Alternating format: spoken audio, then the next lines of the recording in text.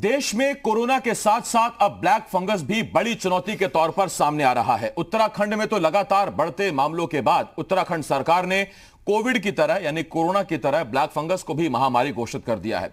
लगातार बढ़ रहे मामलों के बाद अब राज्यों ने इसे महामारी घोषित करना शुरू कर दिया है। म्यूकोरमाइकोसिस, जिसे आमतौर पर ब्लैक फंगस या काली बीमारी के नाम से जाना जाता है, यह बीमारी अब लोगों की जान ले रही है। इससे सबसे ज्यादा खतरा डायबिटीज से पीड़ित मरीजों को तो है ही, इसके अलावा कोरोना से ठीक हुए लोग भी अब इसकी चपेट में आ रहे हैं। और तो और ऐसे लोग जो ना कोरोना की चपेट में आए, ना जिन्हें डायबिटीज है, वो भी इसकी जद में आ सकते हैं। आजकल आप हर जगह ब्लैक फंगस की खबरें सुन रहे होंगे तो जाहिर है कि आपके मन में भी डर होगा, कई सवाल होंगे, जैसे क्या करें, क्या ना करें, क्या खाएं, क्या ना खाएं, इस बीमारी से कैसे बचें। आपके सारे सवाल हम पूछेंगे हमारे एक्सपर्ट से। तो अगले 1 घंटे हमारे साथ स्पेशलिस्ट डॉक्टर्स रहेंगे और आप भी हमारे साथ बने रहिए। कोरोना महामारी के बीच ब्लैक फंगस से निपटने से पहले एस्परजिलोसिस बीमारी का भी खतरा बढ़ने लगा है, जिस पर केजीएमयू के वाइस चांसलर का क्या कहना है, यह आपको सुनवाते हैं। बात करने के लिए विपिन पुरी जी हमारे साथ मौजूद हैं। बात करते हैं, सर क्या होता है ये एस्परजिलोसिस? देखिए, फंगल इन्फेक्शंस बहुत तरह की होती हैं। एस्परजिलोसिस एक इस तरह की फंगल इन्फेक्शन है, स्पेशली उन लोगों में होता है जिनकी इम्यूनिटी कमज़ोर हो जाती है, उनको एंड जैसा कि आपको मालूम है इम्यूनिटी कई रीज़न से कम हो सकती है। डायबिटीज़ एक ऐसी प्रॉब्लम है, बट बाकी जैसे कैंसर की प्रॉब्लम है, ट्रांसप्लांट वाले मरीज़ हैं जिनका ऑर्गन ट्रांसप्लांटेशन हुआ है, जो कुछ दवाइयाँ इम्यूनोसप्रेसेंट्स लेते हैं, इन सब जो मरीज़ हैं इनकी इम्यूनिटी कम होती है, तो इनको ये फंगल इन्फेक्शंस हो सकती हैं। एस्परजिलोसिस भी एक ऐसी फंगल इन्फेक्शन है।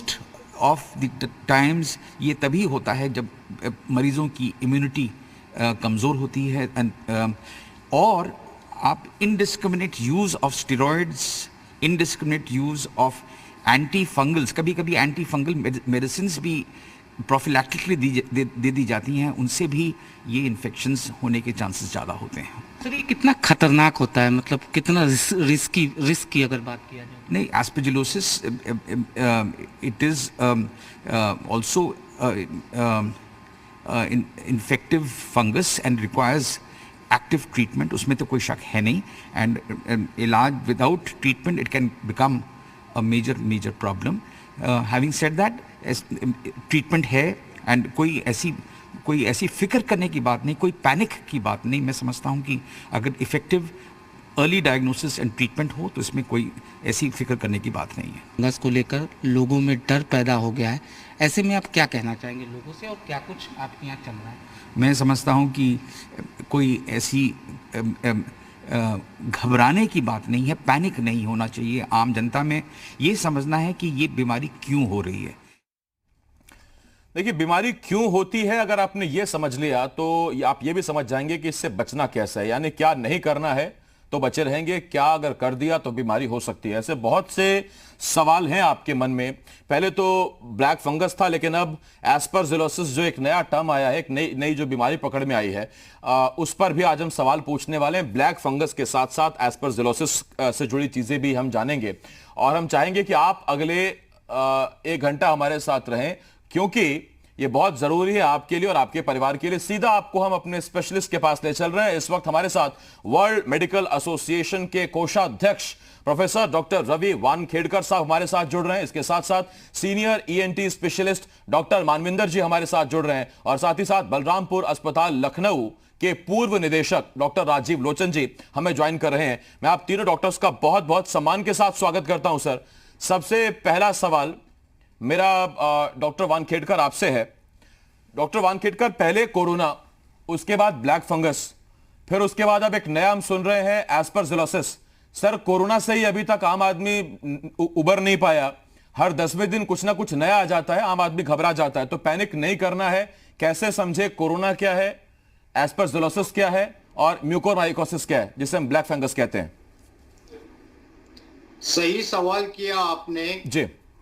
ये जरूर है कि कोविड की दूसरी महामारी की जो सेकेंड वेव है उससे हम अभी तक जूझ रहे हैं, और साथ ही साथ ये म्यूकोरमाइकोसिस जिसे अभी ब्लैक फंगस का नाम दिया है, या एस्परजिलोसिस जिसका आपने जिक्र किया, साथ में अभी कई सारी खबरें व्हाइट फंगस यानी कैंडिडियासिस की भी आ रही है। ये जो तीनों चीजें हैं ये बेसिकली एक फंगल इन्फेक्शन है जिसको हम बुरशी कहते हैं। आपने कई बार देखा होगा कि जहां पानी की मात्रा ज्यादा होती है, जहां आप मॉइस्चर जहां होता है वहां एक तरफ की सफेद परत या काली परत आ जाती है, और यही फंगल इन्फेक्शन होता है। और आदमी में जब भी उसकी इम्यूनिटी कोई भी रीजन से कम होती है, वो भले डायबिटीज से हो, वो अगर उनका कोई ऑर्गन डोनेशन के बाद इम्यूनोसप्रेसिव ड्रग्स पे हो, कोई और बीमारी की वजह से इम्यूनोसप्रेसेंट्स पे हो, कैंसर की बीमारी के लिए दिए जाने वाले केमोथेरेपेटिक एजेंट्स पे हो, या HIV एड्स जैसे बेसिकली इम्यूनिटी पे आघात करने वाली बीमारी हो, इन सभी बीमारियों में इस तरह के फंगल इन्फेक्शन का खतरा बढ़ता है। और इसी का नतीजा हम देख रहे हैं कि कोविड के पेशेंट में एक तो ये बीमारी अपने आप में ही इम्यूनिटी पे आघात करती है, उसके लिए दिए जाने वाली दवाइयाँ विशेष करके स्टीरॉयड हो या अदर इम्यूनोमॉड्यूलेटर्स जो हम टोसिलिजुमैब या इसी तरह की दवाइयाँ हो,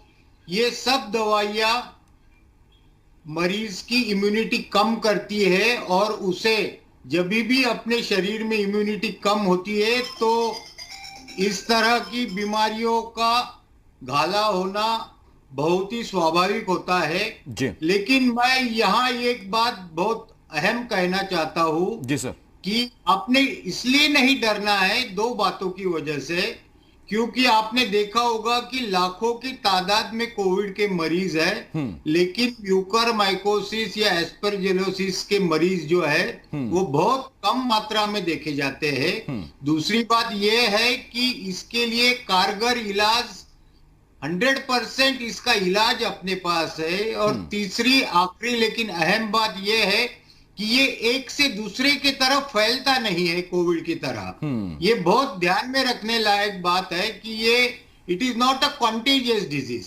इसलिए इसके पैनिक या घबराहट होने की कोई जरूरत नहीं है। ठीक सर, मैं इस पर आता हूं आपके पास। डॉक्टर वानखेड़कर साहब हमारे साथ, डॉक्टर मानविंदर जी हैं, सीनियर ENT स्पेशलिस्ट हैं। डॉक्टर मानविंदर मैं आपके पास आ रहा हूं और उसके बाद डॉक्टर लोचन मैं आपके पास आता हूं। सर देखिए, अब तक हम अपने दर्शकों को जो बता पाए हैं, जो पहले भी कुछ एक्सपर्ट्स जुड़े हमारे साथ, स्पेशलिस्ट जुड़े, आंखों की रेडनेस, चेहरे पर सूजन, कहीं प्रेस करने से अगर आपको दबाव महसूस हो रहा है या कुछ स्पॉट्स ब्लैक आपको नजर आ रहे हैं, म्यूकोरमाइकोसिस के और कौन कौन से लक्षण चेहरे पर या शरीर में अगर कुछ दिखता है तो हम सचेत हो जाएं कि ये म्यूकोरमाइकोसिस हो सकता है।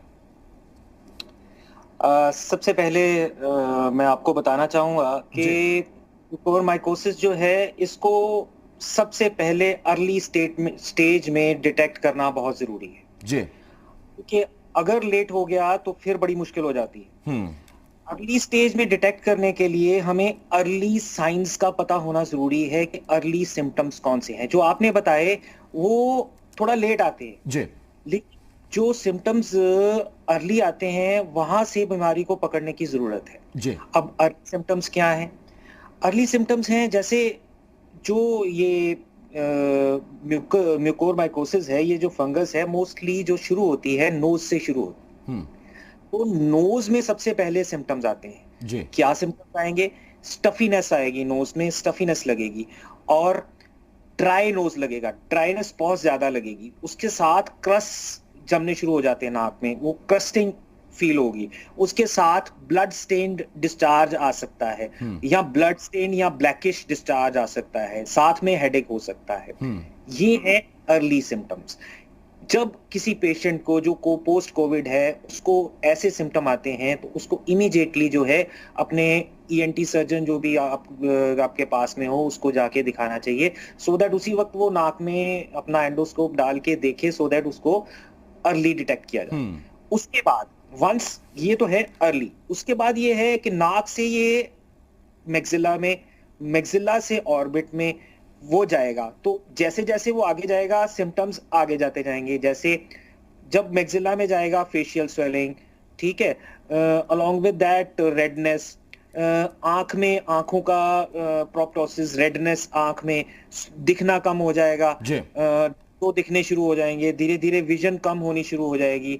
और जैसे उसके बाद ये ब्रेन में की तरफ जाएगा तो सेंसोरियम जो है वो डाउन जाना शुरू हो जाएगा।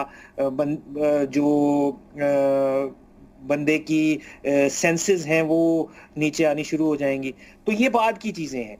तो सबसे पहले जो है, जो मैंने आपको स्ट्रेस देना चाहूंगा कि जब किसी पेशेंट को ये वाले जो मैंने फर्स्ट सिम्टम्स बताए हैं वो आते हैं, उसी वक्त अपने ईएनटी सर्जन को दिखाइए, ताकि ये अर्ली स्टेज पे इसे इसको ट्रीट किया जा सके।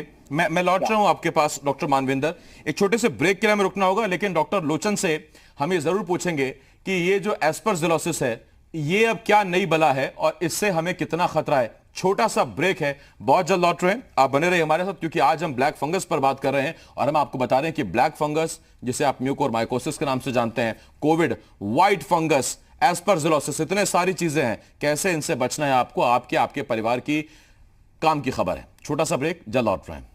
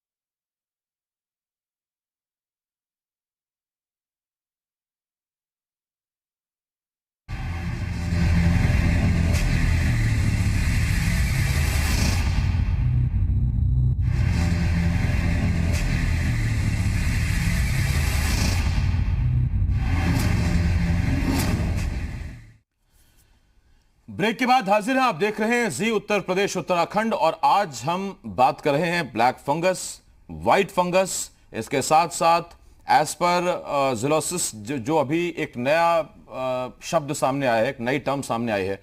ये क्या चीजें हैं, इसको बताने के लिए, आपके मन के तमाम सवालों के जवाब जानने के लिए हमारे साथ इस वक्त 3 खास मेहमान मौजूद हैं। सीधा हमारे मेहमानों की तरफ रुख कर रहे हैं। हमारे साथ प्रोफेसर डॉक्टर रवि वानखेड़कर साहब हैं, आप वर्ल्ड मेडिकल एसोसिएशन के कोषाध्यक्ष हैं। इसके साथ साथ senior ENT specialist doctor Manvinder ji हमारे साथ हैं, और साथ ही साथ बलरामपुर अस्पताल लखनऊ के पूर्व निदेशक डॉक्टर राजीव लोचन जी हमारे साथ हैं।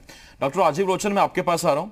और डॉक्टर लोचन, ये एस्परजिलोसिस, देखिए अभी तक सर हमने टीवी डिबेट्स में डॉक्टर से हमने सुना ब्लैक फंगस के बारे में, म्यूकोरमाइकोसिस वही, और कोरोना। अब ये एस्परजिलोसिस क्या है सर, कैसे होता है, कौन इसकी जद में आ सकता है, बचने के लिए क्या करें? देखिए, जो हमारी बॉडी है जी, उसमें एक रेजिस्टेंस होता है जो हर तरह के बैक्टीरिया, वायरस, फंगाई को खत्म करता है जी। आप देखते हैं व्यक्ति की मृत्यु होती है तो कुछ घंटों में ही बॉडी सड़ जाती है। इसलिए अगर कोई भी सिचुएशन ऐसी है जिसमें हमारा इम्यून सिस्टम नीचे जा रहा है, जैसे हमने बहुत हाई डोज में लंबे समय तक कॉर्टिसोन लिया या इम्यूनोसप्रेसेंट दवाइयाँ ली, तो हम प्रोन हो जाते हैं किसी भी तरह के इन्फेक्शन के लिए। इसीलिए ये जो एस्परजिलोसिस है, जो एस्परजिलस एक फंगस है जो बहुत कॉमन है। जैसे हमारे यहाँ ब्रेड सड़ जाती है, उसमें फंगस लग जाती है, मिठाइयों में फंगस लग जाती है, गेहूं के दाने में फंगस लग जाती है, पेड़ों में लग जाती है, खाद में लग जाती है। तो ये जो फंगस है ये जमाने में हर जगह होती है। परंतु अगर आपका रेजिस्टेंस अच्छा है, अगर आपका इम्यून सिस्टम अच्छा है, आप स्वस्थ हैं, तो आपको ये कोई नुकसान नहीं पहुंचा पाती। हमारा इम्यून सिस्टम इसको तुरंत खत्म कर देता है। रोज हमारे शरीर में तमाम स्पोर्स एस्परजिलस के जाते हैं हवा के साथ, मगर हमारा इम्यून सिस्टम इनको खत्म करता रहता है। इसलिए अपना इम्यून सिस्टम फिट रखना, हमें हेल्दी फूड खाना, और जो सबसे बड़ी बात है, जैसे आजकल कोरोना में हमें स्टेरॉइड दिया जा रहा है और भी चीज़ें हैं, उस समय सफाई का बहुत ध्यान रखना। ऑक्सीजन के जो ट्यूब लगाए जा रहे हैं या जो मास्क लगाए जा रहे हैं उनका रोज बदलना, और जो लोग घर में भी हैं वो इस बात का ध्यान रखना चाहिए कि अगल बगल जो गंदगी है, जैसे जूते में फंगस लगी हुई है, ब्रेड में फंगस लगी हुई है, झाड़ू लग रही है, ऐसे समय में उनका ध्यान रखना। अपना मास्क, डबल मास्क लगातार पहनना, क्योंकि अगर फंगस अंदर जाएगा, फंगस के स्पोर्स अंदर जाएंगे और हम इम्यूनोसप्रेसेंट पे हैं, तो किसी ना किसी तरह वो इन्फेक्ट हमें डॉक्टर लोचन, एक छोटा सवाल मैं आपसे यहाँ पूछना चाहता हूँ सर, ये थोड़ा सा आप मुझे समझाएंगे। पहले जब कोरोना नहीं था तो हम लोग इतनी मास्किंग नहीं करते थे, इतना मास्क नहीं पहनते थे, सिर्फ सर्जन्स पहनते थे हॉस्पिटल में। तब ब्लैक फंगस, म्यूकोरमाइकोसिस का किसी ने नाम भी नहीं सुना था। लेकिन क्या कोरोना की वजह से इम्यून कमजोर हुआ और इसी वजह से ये म्यूकोरमाइकोसिस, ब्लैक फंगस के केसेस आने लगे हैं? जबकि हम तो अभी मास्क पहनने लगे हैं, तो हमारे कम से कम हम फंगस तो इनहेल नहीं कर रहे हैं डायरेक्टली। देखिए, ऐसा है कि कोरोना में जहां ये लंग को डैमेज कर रहा है, उसी के साथ साथ ये आर्टरीज को भी डैमेज कर रहा है। जो रिसेप्टर्स हैं जो कोरोना के वायरस को पकड़ते हैं, ACE2 जो रिसेप्टर्स हैं, वो हमारे न्यूमोसाइट्स में होते हैं, हमारी ब्लड वेसल्स के अंदर भी होते हैं। तो उनमें जाकर के कोरोना का वायरस अटैक करता है और ब्लड वेसल्स को डैमेज करता है। जहां जहां ब्लड वेसल्स डैमेज होती हैं, वहां वहां क्लॉट्स, माइक्रो क्लॉट्स बन जाते हैं, और माइक्रो क्लॉट्स उन एरिया की ब्लड सप्लाई को खत्म कर देते हैं, चाहे वो लंग है, चाहे वो नोज है, चाहे वो और ऑर्गन्स हैं। तो जब ब्लड सप्लाई खत्म हो जाती है, ऊपर से हम इम्यूनोसप्रेसेंट भी लिए हुए हैं और हमारे ऊपर ऑक्सीजन भी लगी हुई है, ये सब 3-4 चीजें मिला करके हमें फंगल इन्फेक्शन के लिए बहुत प्रोन कर देती है। नॉर्मल कंडीशन में ये क्लॉटिंग नहीं हो रही है, हमारी ब्लड सप्लाई नॉर्मल है, हमारी बाकी चीजें नॉर्मल हैं, हम बहुत ज्यादा नाक में ट्यूब लगा के भी नहीं घूम रहे हैं, तो इसलिए वो नहीं होता है। ऐसा नहीं है कि बिल्कुल नहीं होता है। एस्परजिलोसिस जिन लोगों को पुरानी लंग की बीमारी है उनको खूब होता है, लंग के अंदर होता है और उसका ट्रीटमेंट होता है और ट्रीट किया जा सकता है। मैं इस पर आ रहा हूं आपके पास, डॉक्टर वानखेड़कर साहब आपके पास आ रहा हूं। और आजकल सोशल मीडिया पर सर बहुत तेजी से वायरल हो रहा है कि आपका जो रेफ्रिजरेटर है उसकी जो इंटरनल जो रबर ट्यूब रहती है, क्योंकि कई बार फ्रिज पुराने हो जाते हैं तो उसमें एक फंगस टाइप का दिखता है, वो साफ करते रहना चाहिए, क्योंकि अगर वो किसी भी तरीके से आपके खाने में चला जाता है, पानी में चला जाता है, तो वो भी आप उसको इंटेक कर लेते हैं। तो ये सिर्फ सोशल मीडिया का ज्ञान है या इसमें कोई लॉजिक है, और आप प्रीफर करेंगे और रिकमेंड करेंगे कि लोग सफाई का ख्याल रखें, जैसे अपने आरओ के उस टैप को जो काफी पुराना हो गया है, या उस ट्यूब को साफ करें जो रेफ्रिजरेटर की वो ट्यूब है जिसका मैंने जिक्र किया? तो ये सिर्फ अफवाह है या ऐसा करना चाहिए? देखिए, सफाई हर जगह रखना ये तो अच्छी बात है जी। और जैसे मैंने पहले कहा, जहां मॉइस्चर कंटेंट ज्यादा होता है वहां ये फंगल इन्फेक्शन ज्यादा होते हैं। तो ये तो अपनी सुरक्षा, ओवरऑल सुरक्षा के लिए ये तो अच्छी बात है कि लोग जहां जहां मॉइस्चर की वजह से फंगस जमा हो रहा है वो चीजें साफ रखें। लेकिन इससे कोई डरने की बात नहीं कि इसकी वजह से अभी ये म्यूकोरमाइकोसिस, कैंडिडियासिस या एस्परजिलोसिस की मरीज ज्यादा बढ़ रहे हैं। ये तो आपने सही फरमाया था पहले कि जैसे कोविड की वजह से, जो कोविड बीमारी खुद है और उसके साथ दी जाने वाली दवाइयों की वजह से ये फंगल इन्फेक्शन का रेट ज्यादा बढ़ा है, इसीलिए ये बात पे आज अपन चर्चा भी उसी के लिए कर रहे हैं। वरना ऐसे पेशेंट, जैसे डॉक्टर लोचन साहब ने कहा कि पहले भी एस्परजिलोसिस, खास करके फेफड़ों का एस्परजिलोसिस के कई सारे मरीज आते थे और उनके लिए कारगर दवा भी है। लेकिन जो व्हाट्सएप यूनिवर्सिटी का ज्ञान है कि वो आधा सच है कि सफाई जरूर रखना चाहिए, लेकिन उसकी वजह से म्यूकोरमाइकोसिस या और कई फंगल इन्फेक्शन होते हैं, ये कहना सही नहीं होगा। ठीक, मैं इस पर आ रहा हूं आपके पास। डॉक्टर मानवेंद्र, आपके पास आ रहा हूं, क्योंकि आप एक ईएनटी स्पेशलिस्ट हैं। ऐसे में बहुत से सवाल आपसे मुझे पूछने हैं, क्योंकि ये जो हम देख रहे हैं, म्यूकोरमाइकोसिस हो या ब्लैक फंगस जिसे हम कहते हैं, सिम्टम्स हमको सबसे पहले उन्हीं चीजों में शो कर रहे हैं जिस चीज के आप स्पेशलिस्ट हैं। सर, कैसे कोई व्यक्ति पहचाने कि कब उसको कंजक्टिवाइटिस है, कब उसकी आंख में कुछ तिनका गया तो आंख लाल हो रही है, या दरअसल जो ये रेडनेस है आंख में, या जो ये स्टफीनेस है, जिसे और सरल कर दूं अगर मैं दर्शकों के लिए, तो नाक बंद हो जाना को स्टफीनेस कहते हैं। तो ये कब कंजक्टिवाइटिस है, कब वो जुकाम वाला स्टफीनेस है, या कब वो सिम्टम्स है, या अपना दिमाग नहीं लगाना है, सीधा डॉक्टर के पास जाना है और लेट हिम डिसाइड कि ये क्या है? ऐसे है, मैंने पहले भी जैसे आपको बताया कि इसको इनिशियल स्टेज में पकड़ना बहुत जरूरी है। जी। आमतौर पे ये जो म्यूकोरमाइकोसिस है ये नोज से शुरू होता है। तो नोज में सबसे पहले क्या सिम्टम आएंगे कि नोज ब्लॉक्ड लगेगा। बट एक स्पेसिफिक चीज जो है वो ये है कि नोज में एक्सेसिव ड्राइनेस लगेगी, कि नाक जैसे ऐसे लगेगा कि बहुत ज्यादा ड्राई है, और उसके साथ क्रस्ट, जैसे हमें कहीं पे ड्राई स्किन हो, उस पे खरोच दे तो वाइट क्रस्ट बन जाती हैं। वैसी क्रस्टिंग नाक में शुरू हो जाती है जिसकी ब्लैकिश डिस्कलरेशन होती है। ठीक है, वो शुरू हो जाएगी। उसके अलावा जो नाक से डिस्चार्ज आएगा या जो रेशा आएगा उसमें ब्लैकिश या रेडिश ब्लड कलर्ड जो है वो डिस्कलरेशन होगी।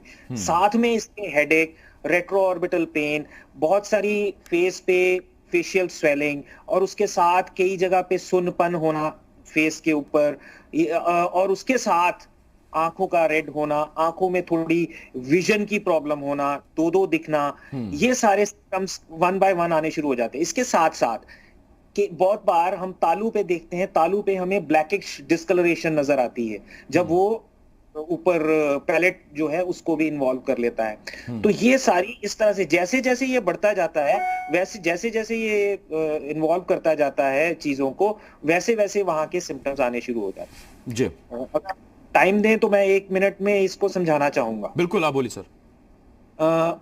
जो म्यूकोरमाइकोसिस है इसका एक फिनोमेनन है, उसे कहते हैं एंजियो इन्वेजन। एंजियो इन्वेजन का क्या मतलब है कि जैसे नाक से शुरू हुआ तो नाक में जो टिश्यू है उसके अराउंड जो ब्लड वेसल्स है, जो खून दौरा उसको सप्लाई कर रहा है, ये जो फंगस है वो ग्रो करके उन ब्लड वेसल्स को ब्लॉक कर देती है। उस ब्लॉक होने की वजह से वो जो टिश्यू है वो डिवाइटलाइज हो जाता है, या उसे डेड टिश्यू कह सकते हैं। तो जब वो डेड टिश्यू बन जाता है तो कोई भी आप दवाई, इसकी ट्रीटमेंट है एम्फोटेरिसिन बी, आप कोई भी दवाई दीजिए वो वहां तक पहुंचती ही नहीं है, तो इसलिए वो ट्रीट ही नहीं हो पाती। तो जैसे जैसे ये फंगस आगे आगे ग्रो करता जाता है, वो डेड टिश्यू की तादाद जो है वो बढ़ती चली जाती है। तो इसलिए जब हमने ट्रीटमेंट करना है तो वो सारा डेड टिश्यू हमें निकालना पड़ता है ऑपरेट करके। तो इसलिए बड़ा इंपॉर्टेंट है कि हम इसको इनिशियल स्टेज में पकड़ें।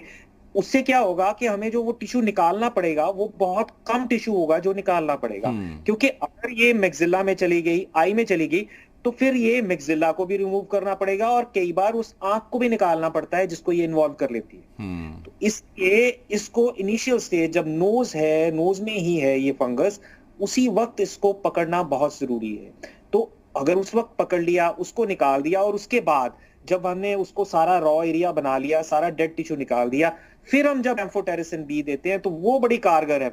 फिर वो फिर सारा उसको ठीक कर देती है। लेकिन अगर हमने देर कर दी और चीजें फंगस आगे निकल गई वो डेड टिश्यू बनाते हुए, और अगर कहीं ब्रेन तक पहुंच गई तो मोर्टेलिटी रेट बहुत हाई है। ये मैं बड़ा अंडरलाइन करके बोलना चाहता हूं। इसलिए इसको अर्ली पकड़ना बहुत जरूरी है, और सिम्टम्स मैंने आपको बताए जिससे आप इसको अर्ली पकड़ सकते हैं। ठीक। डॉक्टर मानविंदर, जब आपने मुझे कहा कि अगर आप मुझे अलाउ करें 1 मिनट मैं आपको समझाना चाहता हूं, तो ये जो 1 मिनट है ये आगे न जाने कितने लोगों की जिंदगी बचाने वाला है सर। और इसीलिए मैं बार बार आप लोगों का शुक्रिया अदा कर रहा हूं कि आप बहुत काम की बातें और जीवन बचाने वाली बातें बता रहे हैं हम लोगों को। डॉक्टर लोचन, मैं आपके पास आ रहा हूं। और डॉक्टर लोचन, मेरा आपसे सवाल यह है सर, जैसा अभी हमने सुना कि डॉक्टर मानविंदर ने बताया कि जो फर्स्ट जो सिम्टम्स हैं वो हमको नोज, नाक से ही हमको दिखने शुरू हो जाते हैं। सर, हमको डॉक्टर वानखेड़कर साहब ने ये बताया कि ये कोरोना की तरह एक से दूसरे में इतनी इजीली ट्रांसफर नहीं होता है, शिफ्ट नहीं होता है। कुछ केसेस हमने देखे जहां तीमारदार जो कोविड पेशेंट का ख्याल रख रहे थे, कोविड पेशेंट तो ठीक रहा, लेकिन अगर वो तीमारदार खुद कोविड पॉजिटिव रहा है, कभी वो अगर परिजन पॉजिटिव रहा है, तो वो ब्लैक फंगस की चपेट में आ गया। अगर सर ये इतनी आसानी से नहीं फैलता, तो कैसे वो व्यक्ति जो कोविड को हरा के फिर भी ठीक महसूस कर रहा है, वो ब्लैक फंगस की चपेट में आ जाता है, जबकि ऑक्सीजन लग रहा है उसके किसी परिजन को, और जो मास्क या जो वो ट्यूब या फ्लो मीटर जो है वो यूज कर रहा है पेशेंट? देखिए, ऐसा है कि जो तीमारदार होता है जी, वो सारी केयर करता है। वो ट्यूब को नाक में भी लगा रहा है, उसका मास्क भी बदल रहा है, इधर उधर सफाई भी कर रहा है। और क्योंकि वो कम बीमार है, वो अपना उतना ध्यान नहीं कर पाता है, वो मरीज के ध्यान में लगा हुआ है, तो उसकी उंगली उसकी नाक में और इधर उधर कहीं ना कहीं टच होती है। उसका मास्क भी, इसमें मैं बताना चाहूँगा, मास्क अगर आपने कई दिन से नहीं बदला है, तो मास्क में जो आपका स्पुटम जा रहा है, जो छींक करके जा रही हैं चीज़ें, उसमें भी फंगस ग्रो करता है। तो मास्क को तुरंत बदलना चाहिए।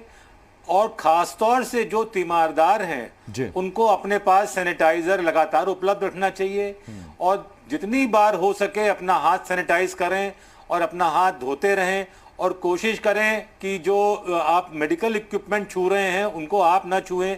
जो मेडिकल वाले लोग हैं जो पीपीई किट पहने हुए हैं वो उसको टच करें। हमने देखा है हॉस्पिटल में अटेंडेंट ऑक्सीजन का लेवल कम ज़्यादा करते रहते हैं, ट्यूब को अगल बगल करते रहते हैं, तो ये सब चीज़ें वो टच कर रहे हैं। इसके अलावा जो एटमॉस्फेयर में फंगस है वो तो उनकी नाक में तो जा ही रहा है ना, वो अपना ध्यान नहीं कर पा रहे हैं उतना उस समय, इसलिए उनको भी उतना ही खतरा है म्यूकोरमाइकोसिस होने का जितना उनके मरीज को है। और इसमें ऐसा नहीं है कि बहुत मरीज का बीमार होना जरूरी है। अगर आप कॉर्टिसोन पे हैं और डायबिटिक हैं और आपकी तबीयत ज्यादा नहीं खराब है और आप तीमारदारी में लगे हुए हैं, तो म्यूकोरमाइकोसिस का खतरा आपको बल्कि ज्यादा है उस मरीज से। मैं आ रहा हूं डॉक्टर लोचन आपके पास। डॉक्टर, ये बातें ध्यान रखनी चाहिए। डॉक्टर वानखेड़कर साहब, अभी जैसे डॉक्टर लोचन साहब ने कहा कि आप जो तीमारदार हैं वो हाथों को सैनिटाइज करते रहें, तो अब यहीं से एक बड़ा बेसिक सा सवाल मेरे मन में आया, और वो सवाल ये है कि अब तक जो सैनिटाइजर्स हम इस्तेमाल कर रहे हैं वो कोरोना पर असरदार बताए जाते हैं। क्या ब्लैक फंगस पर भी वो असरदार हैं? हाथों में अगर वो फंगस है तो क्या वो सैनिटाइजर उसे भी खत्म कर देगा नाक, मुंह, आंख तक पहुंचने से पहले? बिल्कुल, जैसे डॉक्टर लोचन साहब ने बिल्कुल सही बताया कि हाथ, you have to continuously wash your hands. आपको बार बार हाथ धोना है, 20 सेकंड तक साबुन लगा के हाथ धोना है, और जब आप हाथ धो नहीं पाते तब सैनिटाइजर का इस्तेमाल करना चाहिए, जो कि इसके खिलाफ भी अच्छी तरह से कारगर साबित हो रहा है। जी। लेकिन कई बार ये अभी देखने में आ रहा है कि कई सारे नकली सैनिटाइजर्स भी बाजार में आ रहे हैं, और लोगों को ये गलतफहमी में रहते कि हमने तो सैनिटाइजर लगा लिया है तो हम साफ रहेंगे। तो आपकी सैनिटाइजर की क्वालिटी का भी इसमें ख्याल रखना बहुत जरूरी है। इसमें डॉक्टर वानखेड़कर साहब, आपने मुझे एक मौका और दिया है एक सवाल पूछने का, आम आदमी के बड़े हिसाब का, कि अगर कोई सैनिटाइजर ब्रांडेड कंपनी का है तो ही वो बेहतर है, या आम आदमी घर में किसी चीज से, किसी तकनीक से पहचान सकता है कि फला सैनिटाइजर अगर उसने सस्ते में ले भी लिया है तो उसके काम का है भी, या सिर्फ भरोसा है सैनिटाइजर के नाम पर, उसमें कोई जान नहीं? कुछ है तरीका जिससे हम पहचान सकते हैं? और मैं वानखेड़कर साहब आपके साथ साथ जो हमारे दोनों गेस्ट हैं, मैं इस सवाल उनसे भी पूछूंगा, क्योंकि हो सकता है कि शायद उनके पास आपसे अलग जानकारियां हो। तो डॉक्टर वानखेड़कर साहब, पहले आपसे। बिल्कुल, जहां तक के ब्रांड का मतलब होता है कि वो टेस्ट करके पास हुआ है, और इसीलिए ब्रांडेड सैनिटाइजर यूज करना कभी भी फायदेमंद रहता है। ये मेरी व्यक्तिगत राय है। जी ठीक, मैं आ रहा हूं आपके पास। डॉक्टर लोचन साहब, आप कुछ कहना चाहेंगे? सैनिटाइजर को परखने का कोई तरीका, या आप रिकमेंड करेंगे कि ब्रांडेड ही इस्तेमाल कीजिए? क्योंकि कई ऐसी भी कंपनियां हैं जो सैनिटाइजर अच्छा तो बना रही हैं लेकिन बहुत बड़ा ब्रांड नहीं है, लोग इसलिए भरोसा नहीं कर पाते क्योंकि एक तो सस्ता है, ऊपर से ब्रांड नहीं है। देखिए, ब्रांडेड यूज करना तो अच्छी बात है, मगर किसी भी सैनिटाइजर को आप थोड़ा सा एक ड्रॉप किसी कागज पे डालिए और देखिए कि कितनी देर में वो ड्राई हो गया। अगर वो जल्दी ड्राई हो रहा है तो अल्कोहल कंटेंट उसमें सफिशिएंट है और वो यूजफुल है। अगर वो देर में ड्राई हो रहा है तो उसमें अल्कोहल कंटेंट कम है, पानी ज्यादा है, तो वो आपको उतना इफेक्टिव नहीं होगा। ये एक सिंपल सा टेस्ट है जो हम लोग भी करते हैं अपने हॉस्पिटल में, और ध्यान रखते हैं इस चीज का कि जो सैनिटाइजर है वो ठीक है कि नहीं है। बहुत आसान तरीका आपने बताया। डॉक्टर मानविंदर, आप कुछ कहना चाहेंगे इस बारे में? सर नहीं, I agree with Lochan sir on that. जी ठीक। डॉक्टर मानविंदर, अब मैं आपसे एक सवाल पूछ रहा हूं सर। आंख, नाक, गले, ये आपकी स्पेशलिटी है सर। कोरोना में हमने देखा कि बहुत से लोग ऐसे हैं जिनको एक शिकायत है, और आज ये उन तमाम लाखों लोगों का मैं सवाल आपसे पूछने वाला हूं जो कभी इधर फोन कर रहे हैं, कभी उधर फोन कर रहे हैं, उनको जवाब नहीं मिल रहा। सर, कोविड के सिम्टम्स में एक होता है टेस्टलेसनेस और स्मेललेसनेस। जब कोविड से मरीज ठीक भी हो जाता है तो कुछ लोगों को या तो टेस्ट नहीं आ रहा है, या स्मेल नहीं आ रही है, या फिर उनको दोनों ही नहीं आ रहे हैं, और कई लोगों को फौरन आ भी जाते हैं। तो ये पर्सन टू पर्सन वेरी करता है, या कुछ है इसका टाइम लिमिट? और कुछ लोगों को यह भी शक है कि उनका टेस्ट आ गया, स्मेल नहीं आ रही, तो कोविड ठीक भी है, उनकी जो रिपोर्ट आई है RT-PCR वो ठीक भी है, या अभी भी ऐसे ही है मामला? नहीं, ऐसे है कि ये पर्सन टू पर्सन वेरी कर जाता है। उसके देखिए, जो हमारी ये सेंसेशंस हैं, चाहे टेस्ट की सेंसेशन है या स्मेल की सेंसेशन है, ये नर्व्स के थ्रू जाती है, ठीक है। तो कोरोना में क्या होता है कि इन्फ्लेमेटरी चेंजेस होती हैं। जिन पेशेंट्स में वो इन्फ्लेमेटरी चेंजेस जो हैं लॉन्गर ड्यूरेशन के लिए, ज्यादा देर के लिए रहती हैं, क्योंकि ये डिफरेंट है, किसी में थोड़ी देर के लिए रहती हैं, किसी में ज्यादा लंबे अरसे के लिए रहती है। जिसमें वो लंबे अरसे के लिए रहती हैं तो वो नर्व जो है जिसमें इन्फ्लेमेशन आई है या न्यूराइटिस हुआ है, वो जिसकी वजह से उसकी सेंस ऑफ टेस्ट या स्मेल वो गई हुई है, अगर वो लॉन्गर ड्यूरेशन के लिए रहती है तो कुछ लोगों में वो सेंस जो है वो बहुत देर के लिए वो डाउन रह सकती है, और कुछ लोगों में जिसमें वो जल्दी इन्फ्लेमेशन चली जाती है वो जल्दी ठीक हो जाते हैं। तो ये वेरिएबल है इसमें। आप कोविड एक बड़ा ही विचित्र सा, अनप्रेडिक्टेबल, वेरी अनप्रेडिक्टेबल, इसमें बहुत सारी चीजें अनएक्सप्लेन्ड हैं आज की डेट में भी। There are so many things जिनका सिर्फ हाइपोथेसिस है कि ये ऐसे हुआ होगा, ये ऐसे हुआ हो सकता है, लेकिन क्लियर कट आंसर्स जो हैं अभी बहुत सारे क्वेश्चंस के आना बाकी हैं, वो विद टाइम ही आ पाएंगे। बड़ी गंभीर बीमारी है सर, सही बात है, क्योंकि जब तक पहले वेरिएंट या म्यूटेंट के बारे में आप कुछ समझिए, उससे पहले वायरस अपने आप को बचाने के लिए वेरिएंट चेंज कर लेता है, जिसे हम सेकेंड वेव, दूसरी वेव, दूसरा वेरिएंट कहते हैं, वो तमाम चीजें। मैं डॉक्टर वानखेड़कर साहब आपके पास आ रहा हूँ। और आपसे एक छोटा सवाल सर, हालांकि हमने देखा कि एम्स के डायरेक्टर हों या बाकी स्पेशलिस्ट हों, बहुत लोगों ने ये कहा कि आप अगर स्वस्थ हैं, आप खुद को बेटर फील कर रहे हैं, तो आपको सीटी स्कैन की जरूरत नहीं है चेस्ट की। आपको वो नुकसान ही दे सकता है, आगे जाके वो कैंसर का कारक भी हो सकता है। लेकिन ये बड़ा एक फैशन है, शगल है कि जैसे ही आप किसी परिजन को बताएं, किसी यार दोस्त को बताएं कि मैं कोविड पॉजिटिव हो गया हूं, उसके फौरन बाद वो कहेगा कि भाई ठीक होते ही सबसे पहले सीटी स्कैन करा लियो। तो ये इस पर आप क्या कहेंगे सर? ये जरूरी है कि आदमी अपनी चेस्ट का सीटी स्कैन करा के रखे, या क्या सिम्टम, क्या दिक्कतें उसे लगे तो उसे सीटी स्कैन के लिए आप प्रेफर करेंगे? बहुत अच्छा सवाल किया जी आपकी। इस सवाल का जवाब देने से पहले पिछला जो आपने डॉक्टर मालविंदर साहब को सवाल किया था, उसके बारे में मैं सिर्फ एक लाइन कहना चाहता हूँ कि इसका नाम ही नोवेल कोरोना वायरस है। नोवेल का मतलब नया, और पिछले 15 महीनों में हम भी सीखने की कोशिश कर रहे हैं। और जो लॉन्ग कोविड का जिसका आपने जिक्र किया कि पूरे हमारे मेडिकल के किताबों में जितने सारे लक्षण है, आप कोई भी पकड़ लीजिए, वो इन पेशेंटों में, इन मरीजों में हमको दिख रहा है। अच्छा, जो आपने जो अच्छा सवाल सीटी स्कैन के बारे में पूछा, सीटी स्कैन एक बहुत अच्छा और कारगर इन्वेस्टिगेशन इस कोविड की मैनेजमेंट का एक बड़ा अच्छा इन्वेस्टिगेशन है। लेकिन जो हमारी ये बिल्कुल साफ राय है कि इसको लेफ्ट राइट मिसयूज नहीं करना चाहिए। अगर आपको सिम्टम जब आते हैं, एक तो सिम्टम्स आने के 5 दिन से 7 दिन के बाद अगर सीटी स्कैन किया तो ही वो समझ में आता है, क्योंकि ये जो विषाणु है, वायरस है, ये पहले अपने गले में बैठता है, फिर 4-5 दिनों के बाद ये फेफड़ों में जाता है। और ये सीटी स्कैन जो थोरैक्स का करते हैं, वो फेफड़ों के लिए करते हैं। जो पेशेंट को मॉडरेट डिजीज या सीवियर डिजीज है, उनमें सीटी स्कैन का बहुत अच्छा फायदा होता है। एक तो हम 5वें या 7वें दिन पहला सीटी स्कैन करते हैं और उसके बाद 1 हफ्ते के बाद सीटी स्कैन करते हैं। हाँ, इसमें जरूर थोड़ा सा रेडिएशन का खतरा जरूर है, लेकिन जो नए मशीन आए हैं उसमें ये खतरा बहुत कम है। और कोई भी चीज का हम रिस्क बेनिफिट रेशियो जब हम एसेस करते हैं कि हमको देखना है कि मरीज मॉडरेट डिजीज वाला है, तो इसमें सच में कितने इसके सेगमेंट्स इन्वॉल्व है, इसका कोरैड स्कोर क्या है या सिवियरिटी इंडेक्स कितना है, इससे ट्रीटमेंट पे क्या असर हो रहा है, उसके लिए इतना छोटा सा रेडिएशन अगर जरूरत उसकी रिस्क है तो वो हम लेना चाहते हैं। ठीक, मैं डॉक्टर लोचन साहब आपके पास आ रहा हूं एक आखिरी सवाल लेके। सर, मैंने आपसे पिछली बार बड़ा एक सीधा सवाल पूछा था कि सैनिटाइजर अच्छा है कि नहीं है, कैसे पता करें, और आपने बिल्कुल मुफ्त, फ्री, निशुल्क आपने टेस्ट बताया कि कैसे आप पता कर सकते हैं। वैसे ही मैं आपसे एक सवाल और पूछने वाला हूं, और यह भी लाखों करोड़ों लोगों का सवाल है। आप बताइए कि आप कोविड पॉजिटिव हो गए हैं, उसके बाद आपके यार दोस्तों की एक चिंता और आती है कि भाई थर्मामीटर ले लियो, ऑक्सीमीटर आपके पास होना चाहिए, इसके साथ साथ सिलेंडर अगर कहीं से हो सके तो रख लेना भाई, पता नहीं कहां आवश्यकता पड़ जाए।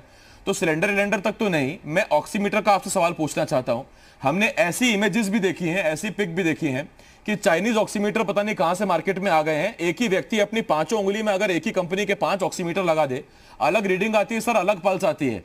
तो मैं वही आपसे पूछना चाह रहा हूं, यहां तक मैंने तो एक ऐसा ऑक्सीमीटर भी देखा मार्केट में जिसमें सर फिंगर की जगह उसमें बॉल पेन लगा दिया था, और उस ऑक्सीमीटर ने बताया कि 98 है ऑक्सीजन, चिंता मत करो, ठीक है। तो वो बॉल पेन का भी 98 उसने ऑक्सीजन बता दिया। अब सर ये कैसे पता करें? पता लगा परिवार में किसी को ऑक्सीजन की कमी हो रही है और वो झूठा दिलासा देता ही जा रहा है कि आपकी ऑक्सीजन जी 99 है, आप फिक्र मत करो, और अगले दिन बंदा सुधार गया।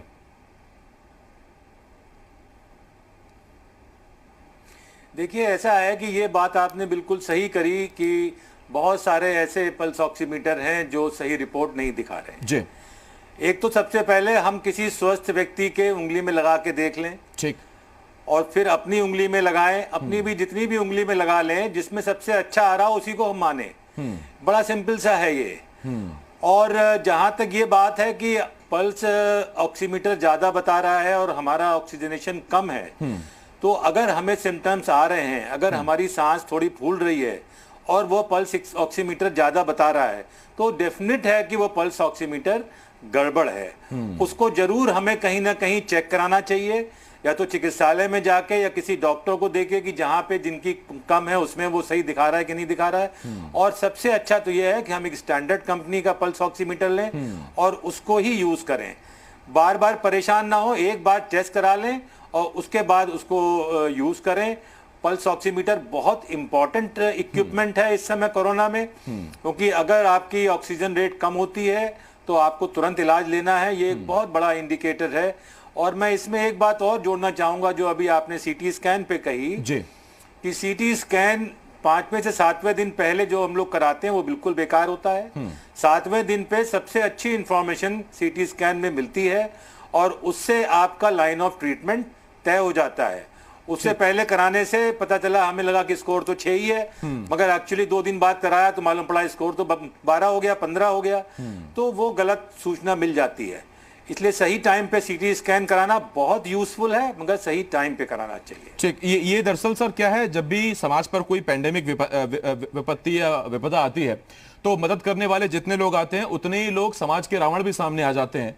और फिर जैसे घर घर में CFL बन रहे हैं, आजकल सुना है कि घर घर में पल्स ऑक्सीमीटर भी फर्जी बनने लगे हैं, वो मार्केट में बिकने लगे क्योंकि अचानक से डिमांड बहुत ज्यादा बढ़ गई है।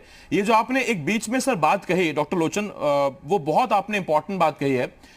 5 उंगलियों में सेम ऑक्सीमीटर की अगर अलग अलग रीडिंग है तो हम मिनिमम को सबसे बेस्ट माने, अपने लिए सबसे अप्रोप्रिएट माने, या मैक्सिमम को अप्रोप्रिएट माने? सर ये आज इतना बड़ा सवाल है कि आपने इस पर, मुझे नहीं पता कभी किसी ने सवाल पूछा भी है या लोगों ने सोचा भी है इस बारे में। ये मैक्सिमम वाला जो है उसको मानना चाहिए, ठीक। क्योंकि कई बार किसी उंगली में हम अंगूठी पहने हैं या कहीं कोई चोट लगी है, कोई और बात है, किसी में नाखून थोड़ा मोटा है, तो जिसमें मैक्सिमम आए तो वो हमारा पल्स ऑक्सीमीटर का रीडिंग सही है, क्योंकि वो ब्लड हमारा बता रहा है। बाकी एक प्रैक्टिकल मैंने भी करके देखा अपने पल्स ऑक्सीमीटर के साथ, और मैं दर्शकों से जरूर साझा करना चाहूंगा। दिमाग लगा के मैंने ये देखा कि अगर ऑक्सीमीटर मैंने अपनी उंगली में लगाया है और उसके बाद मैं कलाई से अपना हाथ जोर से दबा लूं, यानी कि मैं ब्लड फ्लो को अगर रोकने की कोशिश करूं, तो क्या ऑक्सीमीटर की रीडिंग पर कोई असर पड़ेगा? मुझे लगता है कि अगर उस रीडिंग पर असर पड़ रहा है या वो बार बार एरर दिखा रहा है या वो शो नहीं कर रहा है, तो इसका मतलब वाकई वो ठीक ठाक कंपनी का है, आपकी जान बचा सकता है। नहीं तो आपको मैंने बताया कि बॉल पेन लगा के भी पल्स ऑक्सीमीटर कहता है कि 98 आपका ऑक्सीजन है, कोई दिक्कत नहीं, ठीक है। तो ये भी एक तरीका हो सकता है शायद। बहुत धन्यवाद आपका हमारे साथ जुड़ने के लिए डॉक्टर मानविंदर सर, डॉक्टर लोचन सर, डॉक्टर वानखेड़कर साहब, बहुत धन्यवाद आपका, आप हमारे साथ जुड़े सर, बहुत शुक्रिया। और आप तीनों ने आज इतनी बारीक बारीक चीजें हमको बताई हैं, इतनी छोटी छोटी चीजें कि हम घर में इक्विपमेंट्स यूज करते हैं, हम थर्मामीटर यूज करते हैं, हम ऑक्सीमीटर यूज करते हैं, हम सैनिटाइजर यूज करते हैं, लेकिन सैनिटाइजर असली है कि नकली है? ऑक्सीमीटर आपका ठीक है कि गलत है? अगर एक ही ऑक्सीमीटर 5 उंगलियों पर अलग अलग रीडिंग दे रहा है तो कौन सी रीडिंग आपको असली माननी है? ये उन सवालों के जवाब आज आपको मिले हैं जो शायद आपको आज से पहले नहीं मिले थे। इसीलिए जी उत्तर प्रदेश उत्तराखंड पर बने रहिए, क्योंकि यहां वहां का ज्ञान नहीं, आपको स्पेशलिस्ट बताएंगे कि इस मुश्किल के दौर में आपको कैसे रहना है, क्या खाना है और क्या नहीं करना है। छोटा सा ब्रेक है, बहुत जल्द लौट रहे हैं कुछ और खबरों के साथ।